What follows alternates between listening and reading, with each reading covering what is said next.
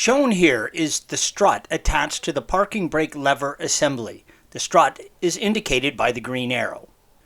There are two attachment points for the strut at the top and bottom of the lever assembly, green arrows. Use a screwdriver to pry the strut ends off the ball pivots on each side. Here is the upper ball pivot on the parking brake lever assembly, green arrow. It's a good idea to lubricate the pivot points with a bit of white lithium grease before installing the new strut. Here is the lower ball pivot on the back side of the brake pedal, green arrow.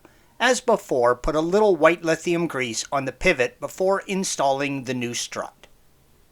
Now install the new strut on the pivots. Start by pushing the strut onto the top pivot first. You may need to compress the strut slightly to press it on the lower pivot. Thanks for watching.